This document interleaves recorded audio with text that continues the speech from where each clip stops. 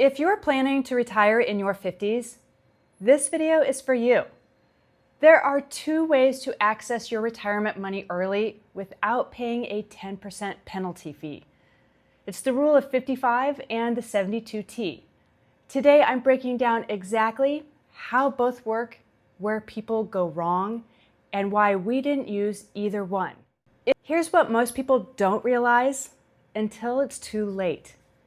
You could have everything saved and still not be able to touch it. Your money is sitting there, but the rules say that you can't have it yet. So when people say, I want to retire at 52, the real question isn't, do you have enough? It's, can you actually use it? That's the problem the rule of 55 and 72T are designed to solve. But they both come with conditions that most people don't fully understand until they're committed. The rule of 55 is simple in theory.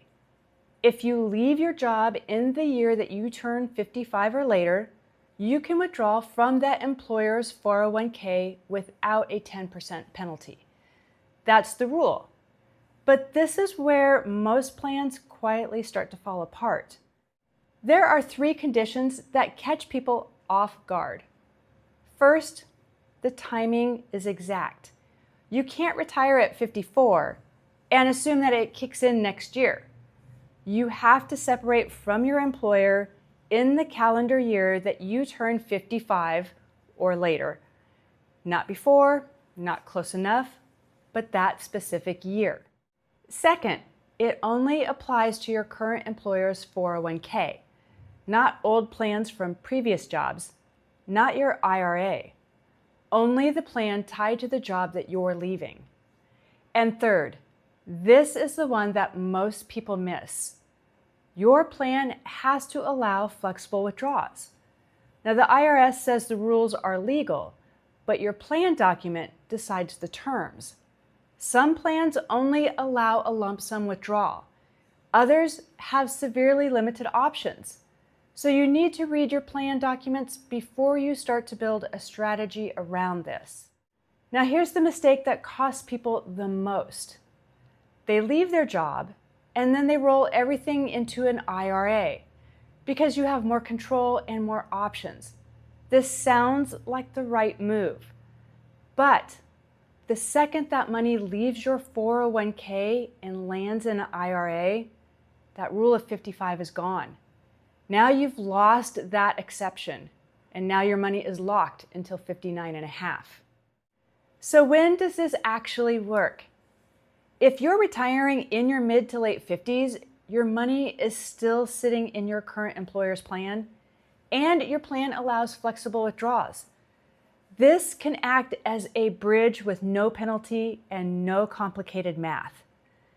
But if any of those three conditions don't line up, it doesn't work. For us, this became real in 2020. My husband changed jobs at age 50, and right there, the rule of 55 was off the table.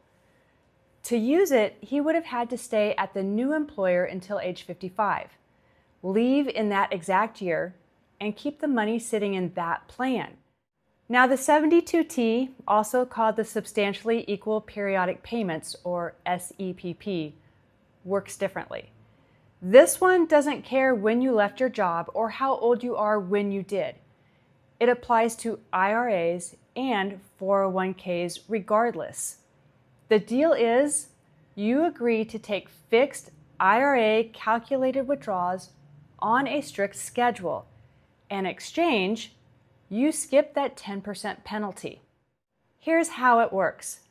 You pick one of the three IRS-approved calculated methods. That determines your annual withdrawal amount. Then you take that exact amount every single year for whichever's longer, 5 years, or until you reach 59 and a half. Start at 54, you're locked in until 59 and a half. That's 5.5 years of the same fixed number, no matter what changes in your life. Start at age 50, you could be locked in for almost 10 years.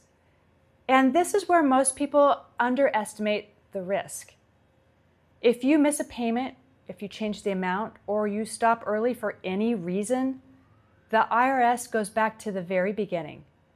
Then they apply the 10% penalty retroactively on every withdrawal you've ever taken under this plan, plus interest. There is no flexibility exception. There is no hardship clause. Life happens, and this plan doesn't adjust with it. When we looked at the 72T, we got it.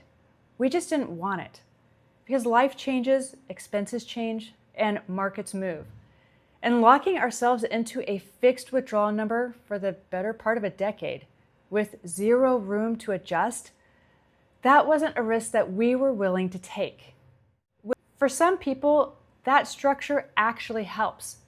If your retirement income needs are predictable and stable, and you need discipline around your withdrawals, then the 72T can work really well. But it wasn't the right fit for us. So here's how these two actually compare, straight and simple. The rule of 55, you have flexible withdrawals once you qualify, but only if it works in a very specific situation. You need the right employer, the right plan, the right timing, and the right age. The 72T is available to almost anyone with a retirement account, regardless of age or employment, but you're locked into a rigid schedule for years, with serious IRS consequences if you break it. So neither one is a bad strategy. They're just built for specific situations. Now, the real question isn't which one is better. It's, does either one actually fit my life? For most people watching this, especially if you're in your late 40s or early 50s with a career still in motion, neither one will fit cleanly. And that's okay, because there is a third option most people overlook. After 2020, we stopped trying to force our situation into these rules.